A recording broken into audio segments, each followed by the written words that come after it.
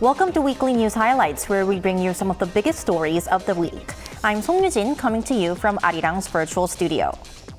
South Korean President Yoon held his second policy briefing to the nation since taking office on Thursday, with reform as the main theme. We'll recap the president's key areas of focus. With about 4 months remaining until the new year, the Korean government has unveiled its budget plan for 2025. We'll delve into some of the major changes across sectors, from the economy and foreign policy to defense. And there's promising news on the demographic front. For the first time in almost a decade, South Korea saw an on-year increase in both the number of newborns and marriages in the second quarter of this year. We'll explore the reasons why.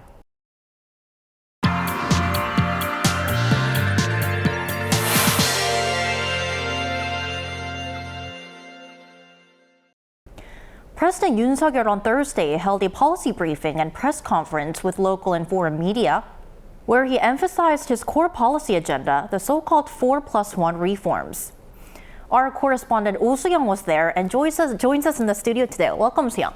It's great to be here, Yoo-jin. Thank you for your time. So our first question for you, Soo-young, is the main focus was on the national pension, which all working Koreans receive upon retirement. So let's begin with that. Sure, Yoo-jin. So President Yoon he pushed for a new plan to reform the public pension scheme ahead of the government's anticipated announcement in September. South Korea has the world's lowest birth rate and a declining population, and that means fewer young adults will have to support a disproportionately large number of pensioners. As experts predict, the current pension funds will run out by 2055. Those born after 1990 would not receive any payouts upon retiring at age 65. The current structure allows people to receive more than they've paid over the years, causing a deficit. This puts a burden on future generations who have to cover the difference. When the pension system was first introduced, it was designed generously to encourage people to join. It was expected the premium rates would gradually increase and the income replacement rate would decrease over time. However, after the 1997 Asian financial crisis and even during the 2007 pension reform, there were proposals to increase the premium, but they weren't implemented. There's long been talk of adjusting the current 8% premium and 40% income replacement rate, which is how much of your lifetime's income is expected to be covered by your pension payout. However, in addition to these so-called parametric measures, Yoon raised the need for structural reform. This includes introducing an automatic adjustment system that adjusts the premium and the income replacement rate according to the current economic and demographic conditions.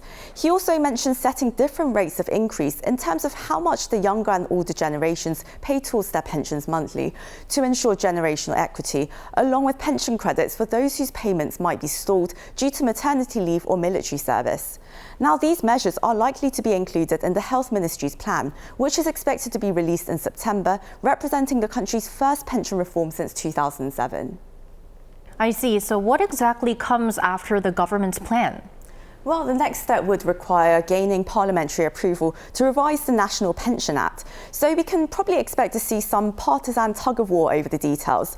The ruling party is pushing for a special committee to work on the reform measures and would support both structural and parametric reforms, while the opposition majority would prefer to control the discussions themselves and put more focus on income security, thus calling for a higher income replacement rate than the ruling party. Experts have voiced concern that the conversation has already been too politicized, when people's future livelihoods shouldn't be a matter of partisan negotiation. The truth is, no other country has experienced a birth rate as low as South Korea's. So we need to take more drastic and unprecedented measures to ensure sustainability, intergenerational equity, and old age income security. Otherwise, we'll see a divide between those who benefit and those who don't, and the system won't be sustainable. Now, the pension reform is part of Yoon's 4+1 reform, so what exactly are they? Sure, so that pertains to the national pension, medical reform, as well as education and labour relations, which are areas that require structural reform to root out fundamental inefficiencies, as well as malpractices that make Korean society in whole rather unproductive and unsustainable. On medical reform, the president renewed his pledge to fundamentally strengthen the healthcare system nationwide, especially in hospitals outside the capital area, by increasing the number of doctors and improving their compensation schemes. He also said the whole structure will be changed for tertiary hospitals, which have been overly dependent on resident doctors. So specialists and clinical support nurses would then play essential roles. On education, Yoon promised to deliver a public care system to ease the burden of looking after school children for working parents. On labour, he further pledged efforts to create a virtuous cycle of innovative growth for firms and a quality work environment for workers through labour market flexibility, as well as fair compensation that meets global standards. Now, the +1 element of this, of President Yoon's 4+1 reforms, that's raising the chronically low birth rate, and that cuts across most areas of his social reforms. In pushing through with these measures, Yoon admitted that they may not be as popular or easy to achieve, and that's actually why he's going to take the road not taken. 개혁은 필연적으로 저항을 불러옵니다. 개혁 과정은 험난한 여정이 될 것입니다. 정치적 유불리만 따진다면 하지 않는 것이 훨씬 편한 길입니다. 역대 정부가 개혁에 실패하고 개혁을 시도조차 하지 않았던 이유가 이 때문입니다. 우리 사회의 지속 가능한 발전에 반드시 필요한 구조 개혁이 지금까지 이루어지지 않은 이유가 바로 이것입니다. 저는 쉬운 길을 가지 않겠습니다. Right, and during the press conference, there were a variety of questions, for example, on foreign policy and foreign relations, and you actually asked a question about the future of inter-Korean relations, right? Well, yes, I did. And in both President Yoon's policy briefing and the press conference, the president highlighted his recently announced unification doctrine, which proposes the establishment of a dialogue channel between South and North Korea. He described how it's a peaceful doctrine aimed at extending freedom and rights to North Koreans, which of course is in line with South Korea's constitution. 정확히 2주 전에 발표하신 통일 독트린은 남북 간의 포괄적인 협력 분야들을 논의하기 위한 대화 채널을 제안합니다.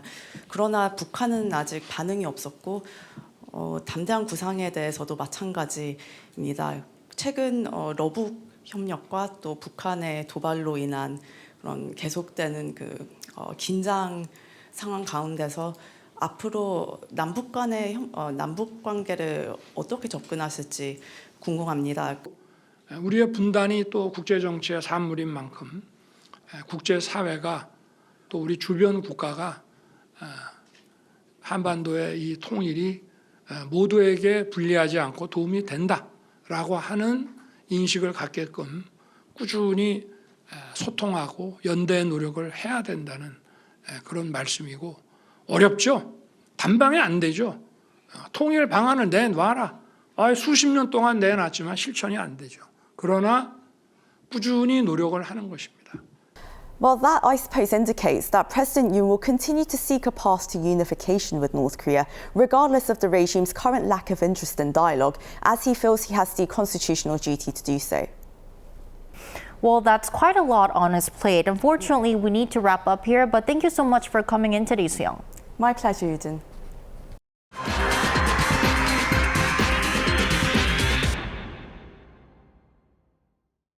And also this week, the Yoon administration proposed a 677 trillion Korean won, which is around $510 billion budget for next year.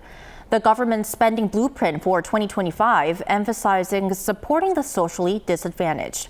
Our finance correspondent Lee Soo-jin details the plans. The government, while continuing its tightening stance, is focusing on investing in policies that aim to boost the livelihood of vulnerable groups. To do so, pan-governmental efforts will be directed towards expanding welfare support and vitalizing the economy. 내년에도 이러한 기조를 이어 여러 부처가 경계를 넘어 함께 사업을 기획하고 집행할 수 있도록 협업 예산을 확대했습니다. 우리 정부는 역대 어느 정부보다도 어려운 분들을 두텁게 지원하고 있습니다. 앞으로도 이러한 약자 복지 기조를 계속 이어갈 것입니다. During a cabinet meeting on Tuesday, the Yoon administration proposed a budget for next year of 677 trillion Korean won, or around $510 billion at the current exchange rate. That's an increase of 3.2% from this year's budget. While it's larger than the increase of 2.8% of the 2024 budget, the government is continuing to tighten its belt as it remains in the process of strengthening fiscal soundness. In the process of responding to the pandemic, the sustainability of our finances significantly weakened, and not just in our country, but in all countries. Despite this, the government will diligently invest in areas where investment is required. As part of efforts to expand welfare, the government will increase the maximum annual basic living allowance for low-income families to around $17,000 from the current $16,000. That's a rise of $1,059 compared to last year. To vitalize the economy, the government is providing financial support for small business owners that includes subsidies of a maximum $225 per year for delivery and shipping costs. The research and development budget will also be set at a record high of around $22 billion, with a focus on boosting investment in major industries such as semiconductors. And to address the country's low birth rate, the government will raise next year's budget for parental leave benefits by more than $1 billion compared to this year's. This will provide paid parental leave of up to around $1,800 per month for the first 3 months. With next year's budget, South Korea's so-called managed fiscal deficit, which excludes social security funds like the national pension, is expected to fall more than $10 billion compared to this year. The government plans to submit the bill to the National Assembly in early September to be finalized by December. Yoo-jin, 아리랑뉴스. And now let's break down the budget proposal sector by sector. Next year's budget for the foreign affairs sector will likely be focused on increasing official development assistance and its contributions on the global stage. Announcing the details of its budget proposal on Thursday, the Foreign Ministry said it seeks to spend around 4.3 trillion Korean won next year, or about $3.2 billion, a 3% increase compared to this year. This includes a budget of nearly $74 million to further prepare for the APEC summit that will be held in South Korea next year. The ministry also plans to spend a little more than $2 billion on ODA next year and raise its contributions to international organizations by spending nearly $620 million. And South Korea's defense budget for next year will likely be around 61.6 trillion won, equal to $46.3 billion. Now, this is a 3.6% increase from this year. If the Defense Ministry's proposal is passed by the National Assembly next week, defense spending will exceed 60 trillion won for the very first time. In 2025, the ministry plans to spend $13.5 billion to boost defense capabilities and $32.7 billion on operating costs for military forces. It will also seek to spend $4.6 billion to bolster the so-called three-axis deterrent system against North Korean threats. Meanwhile, South Korea will seek to increase settlement funding for North Korean defectors in 2025 by 50%. Staying with defense, there is a reason the government is directing its defense budget to deter threats from North Korea. Last weekend, Pyongyang tested suicide drones, explosive drones designed to destroy preset targets on land and sea. And this week, the North also tested its latest multiple rocket launcher. Our defense correspondent Choi Min-jung reports on the weapon and its potential uses. North Korea has revealed what appears to be an upgraded version of its 240mm multiple rocket launcher. The regime state-run media reported Wednesday that Kim Jong-un the day before oversaw a test firing of the weapon with a new guidance system. The report claimed the test launch verified the weapon's performance with renewed maneuverability and firing capability. Kim reportedly also announced an important policy regarding the production and replacement of the weapon. This comes as experts say North Korea's existing 240mm multiple rocket launchers produced in the 1980s are aging and lack precision. The new ones reportedly have improved precision thanks to their guidance system. Back in May, the regime announced that the upgraded weapon would be deployed between 2024 and 2026. North Korea's 240mm multiple rocket launchers are focused on attacking Seoul and the metropolitan area, and I think this is a final test fire before deployment. There is also a possibility that the North may supply the upgraded weapons to Russia, as they had delivered 122mm multiple rocket launchers for use against Ukraine. Given the timing of the escalating Russia-Ukraine war, and especially given the economic talks between North Korea and Russia, we cannot rule out the possibility of the weapon being exported to Russia. South Korea's Joint Chiefs of Staff on Wednesday said the military detected and monitored the North's test launch and is keeping a close eye on signs of North Korea's provocation. The military vowed to respond immediately, firmly, and to the end against the regime's potential threats. Choi Min-dang, 아리랑뉴스. Back here in Korea, the National Assembly voted to pass dozens of bills on Wednesday through rare bipartisan support aimed at improving the livelihoods of those living in the country. Our political correspondent Lee Si-hoo explains some of the major bills that have been passed. On Wednesday, the 22nd National Assembly representatives were hard at work, hammering out 28 pieces of legislation that will impact many aspects of people's lives, tackling pending issues in real estate, energy, medical service, and more.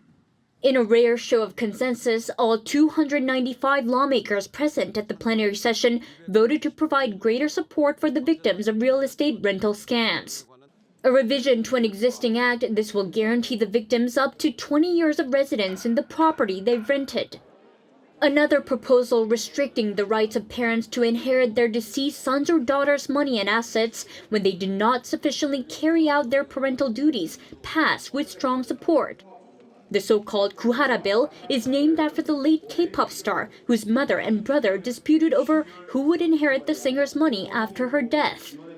And perhaps the most fiercely debated, the revision to the current Nursing Act, which was tabled after a last-minute agreement in a late-night meeting of the Health and Welfare Committee. The rival lawmakers met halfway just hours before the plenary session and agreed to provide the legal basis for further medical practice by nurses who qualify to act as physician assistants. This defines the additional roles of nurses with qualifying professional, clinical, and educational experience in providing medical service under a doctor's general guidance or delegation. The Nursing Act aims to protect them so they can put all their attention and focus on providing medical care to patients and thereby ultimately protect the lives and health of the people. This comes at an especially critical time as South Korea deals with a shortage of medical personnel at major hospitals after many doctors resigned in protest of medical school enrollment expansion, and just a day before the nurses planned protests calling for better working conditions. A goal since the previous assembly, the revision passed with 283 lawmakers voting for, 2 against, and 5 abstaining in an unprecedented bipartisan move toward a coalition by the current assembly. But tensions still linger as the rival lawmakers prepare to discuss potential agendas for the much-anticipated meeting between their party leaders, PPP's Han and DP's Lee, which is expected in weeks. Lee Si-hoo, 아리랑뉴스. And politicians have also started tackling the rise of deepfake pornography in the country. A significant number of online chat groups have been found creating and sharing sexually explicit deepfake images and videos of females, including underage victims. Our political correspondent Shin Ha-young reports on the gravity of the situation and the measures being discussed to combat it. Fears rise as digital sex crimes using sexually explicit deepfake images are spreading widely across the country, resulting in numerous victims. According to a survey conducted by the Korean Teachers and Education Workers Union over the last 2 days, over 500 of nearly 2,500 students and staff reported experiencing either direct or indirect harm from deepfake crimes. However, the issue is believed to be more severe than the numbers indicate. Among numerous chat rooms on Telegram suspected of deepfake criminal activities, one room with an estimated 220,000 members was discovered, prompting the police to launch an investigation. Victims included military personnel. In response to the rise in deepfake crimes, the government and ruling party on Thursday have agreed to strengthen penalties for those who make or send such content. People may misuse deepfake technology, but they also have the ability to stop it. This problem needs to be solved through laws and systems. People Power Party policy chief Kim Sang-un told reporters that the government plans to increase the maximum sentence for producing and distributing fake images or videos from the current 5 years to 7 years, aligning it with a penalty for illegal recording. They are also working on establishing a hotline with Telegram to better deal with the issue of illegal content, given the difficulties in cooperation due to overseas servers. The two sides are also considering creating a control tower within the Office for Government Policy Coordination to oversee and coordinate the response to deepfake crimes. Referring to recent deepfake abuse cases where many offenders were found to be law-breaking minors and thus under the recognized age for without criminal responsibility, PPP leader Han Dong-un emphasized the need for a bipartisan agreement to widen the age threshold for law-breaking minors to cover those aged between 10 and 14. Currently, they are subject to protective disposition after committing a crime rather than punishment. 신하영, 아리랑뉴스. And moving on to the economic front, we're just under 2 weeks away from the start of the Korean Thanksgiving, the Chuseok holiday. Now this week, the Finance Ministry announced a series of measures to ease the burden on those preparing for the holiday. Now traditionally, families gather on Chuseok to perform a ritual called chare, where they honor their ancestors by offering food made from freshly harvested crops. And after the ritual, family members enjoy the food together. Due to the heat wave, the prices of agricultural products and other essential items remain high, and the recovery of domestic consumption is relatively slow, making it difficult for households to feel that the economy is improving. In response, the government has developed a plan that focuses on stabilizing prices and improving livelihood. Key measures for this Chuseok include reducing import tariffs on 10 types of fruit and increasing the supply of high-demand items like cabbages and apples during the holiday period. The government will also raise the purchase limit for onnuri gift certificates, which can be used in traditional markets. And staying with the economy, the latest data from the country's statistics agency showed an increase in births and marriages during the second quarter when compared to the same period a year ago. Is this a sign of relief for the country's population crisis? Our economics correspondent Moon Hae-ryun may have the answer. Some positive news regarding the country's population crisis, as the number of marriages and births surged in the second quarter of 2024. Data from Statistics Korea on Tuesday showed that the total number of births between April and June this year came to just under 57,000. An increase of 1.2% compared to the same period last year. It's the first time since the fourth quarter of 2015 that the number of births in South Korea has grown year on year by quarter. The number of births in June recorded an all-time low for the month of June, but the number of births in April and May saw a rise, which is what led to the overall increase for the second quarter. There were also more marriages in the same period this year, with just under 56,000 between April and June, which is an increase of more than 17% compared to the second quarter of 2023. This is the largest year-on-year jump in the number of marriages for any quarter. A spokesperson from Statistics Korea attributed the surge in the number of births and marriages to not only a backlog caused by COVID-19 restrictions, which meant weddings were delayed, but also to various efforts from the Yoon administration to tackle the population crisis with benefits for married couples. One expert says that another big factor behind the rising number of marriages could be the current demographic. There were a lot of births around 1992.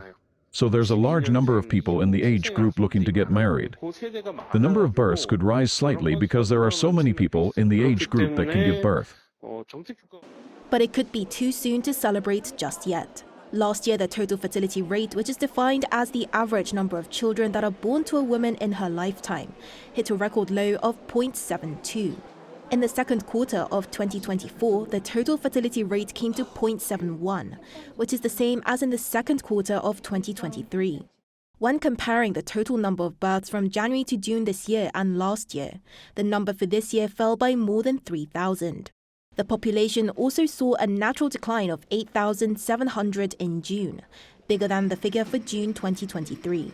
Natural decline is calculated by subtracting the number of deaths from the number of births, and the country has seen a natural decline in the population since November 2019.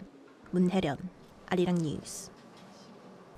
We end off this week in France, where its capital, Paris, is once again filled with sports fever. The Paris 2024 Paralympic Games began its 11-day run on Wednesday local time. Our Yeol brings us highlights from the opening ceremony. The opening ceremony of the 2024 Paralympics began on Wednesday night with French President Emmanuel Macron officially opening the event. The 168 delegation athletes parade started from the bottom of the Champs-Élysées, with some 50,000 people watching the ceremony in the stands erected in Place de la Concorde in central Paris. And as was the case for this summer's Olympics, when the opening ceremony was held on the River Seine in July, the curtain raiser for the Paralympics was, for the first time in history, held outdoors rather than inside a stadium. During the ceremony, fighter planes flew overhead, leaving red, white, and blue vapor trails in the colors of the French national flag before the delegations entered the square. Lucky Love, a French singer who was born with one arm, was joined by performers in wheelchairs when he sang on stage. Then, as the national anthem played, the Luxor obelisk lit up in the colors of the French flag. 4,400 athletes with physical, visual, and intellectual impairments will compete in 22 disciplines over 11 days until the closing ceremony on Sunday, September 8th. Events will take place in 18 of the 35 Olympics venues in the city. Organizers say ticket sales that had been sluggish since the Olympics had picked up, and more than 2 million of the 2.8 million tickets were sold for the various Paralympic events, with several venues sold out. Competitions begin on Thursday, and the first medals to be handed out will be in taekwondo, table tennis, swimming, and track cycling. Athletes are grouped by impairment levels to ensure as level a playing field as possible.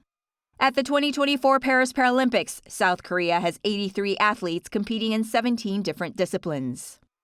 Yeol, 아리랑뉴스. And that's all for this week's edition of Weekly News Highlights. Thank you for watching, and on behalf of all of us here at Arirang, we hope you have a great rest of the weekend.